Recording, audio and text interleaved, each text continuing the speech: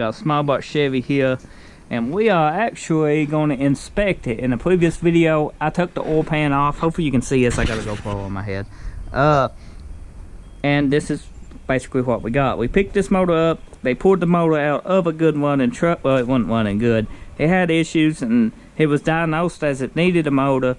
The motor got put in, and it did the same thing. So I picked this motor up at a very good price, and I am going to inspect it, make sure there ain't nothing the matter with it. Just by feeling of the wads and everything, you know, initial, it looks fine. So I'm going to take and twist this motor over, turn it over, and see if any of these wads actually got more flap in them, any excess movement. And then for a final inspection, we'll take all the bearing caps off, take a look at them, and if they're good, we call this motor good.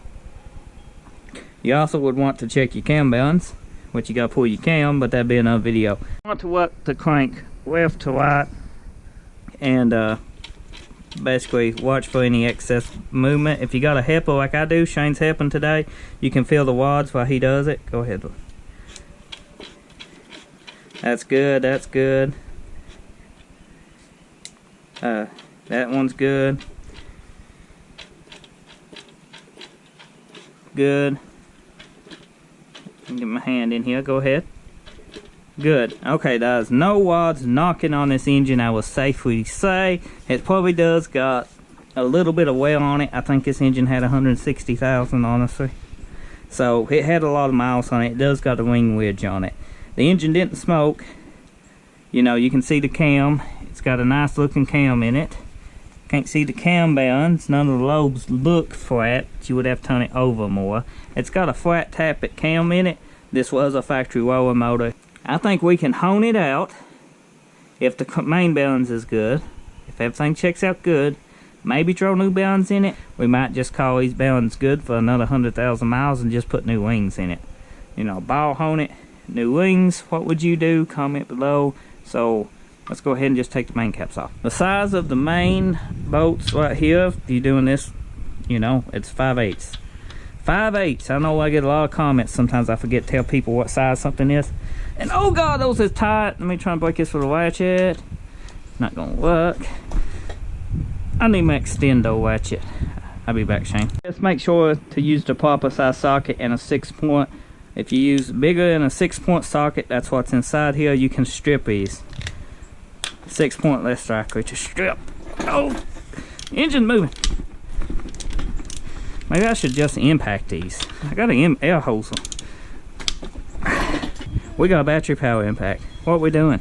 I don't know. I don't know neither. Nope. Battery power. Shane, didn't think about it, did we? It don't matter. Yeah, we can do this one first. Now, do these one at a time. You can loosen them all up, but do not take them off and mix them up unless you got them marked.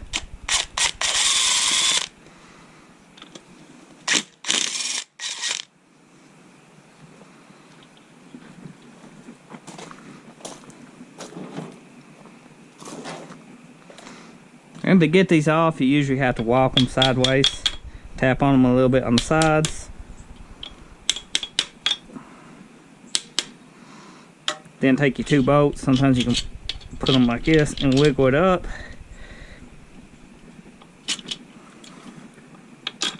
Up it comes. Now we can check a bearing.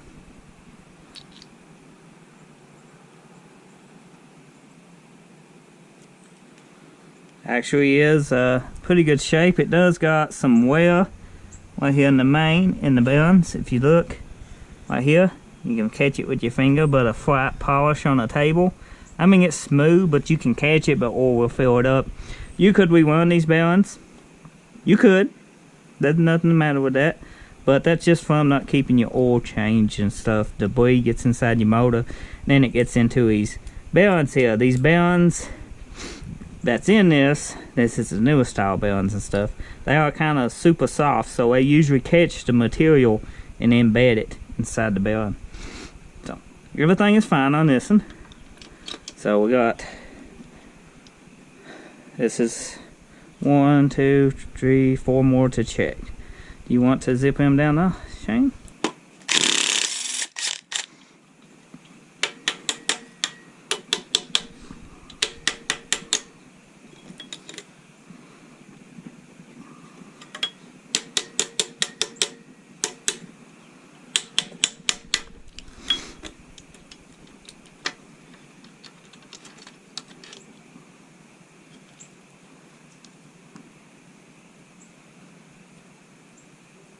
Now that bearing has had some structural damage to it. Look at that. It's grooved a little. Is it grooved in this? Mm-hmm. A little bit. A little close in the video. You got some embedding right there. But I mean, it could use a polish on the crank. Could maybe use a polish, but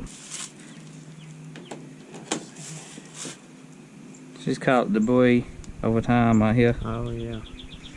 From people not changing the oil. Crank's well scoured up, but you know, for oil velocities, for I mean, hell, crank's $140 from Vance. And then buy crank put in if he was iffy about it, you know. Mm-hmm. That's the push rod. They didn't knock that thing out. Simple. How's this one?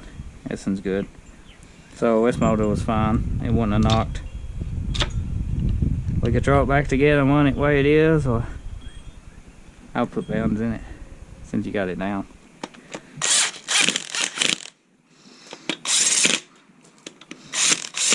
These are 9/16 for your rod caps here. Just loosen them. Make sure you put them on and they're facing the right way. Tabs go out this way. Just remember that on your caps. And do one at a time so you don't get them mixed up. You can go ahead and loosen them off. You're checking all your bearings. But, you know, do it one at a time unless you mark it.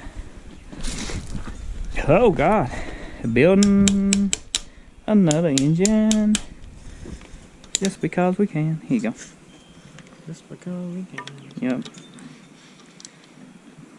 In the dirt, in the mud. Wad's fine. Got the mileage. Damn. That ain't moisture in that. That's just being beat up from not changing your oil. I mean, this motor has had 160,000 miles on it, and it shows every bit of it. I mean, it should show it worse for 160,000 miles, but you know, if you kept on your oil changes and keep your oil air filter clean, this one been fine. You lost the bolt, Shane? Yep. Sure. Where'd she go? I see her right on the cam. Yep. Need a magnet. We do need a magnet, but I'm lazy. Oh, she's inside the valley now. Oh, good thing we're taking it apart. Ain't it? Yeah.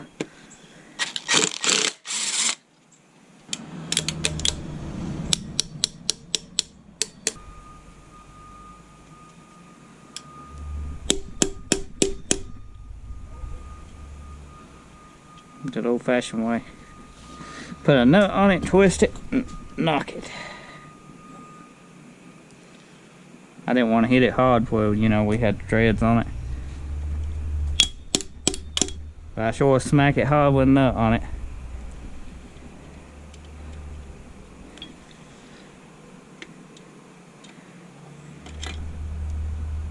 Fine. Man, have that crank ton for like $50 probably. 110 or something. Man, buy a 327 crank, make it 327. 307 crank. We know she's fine here. We checked two. There ain't no play in them. We need to get that bolt out. Yeah. And we're in the almighty Lifter Valley.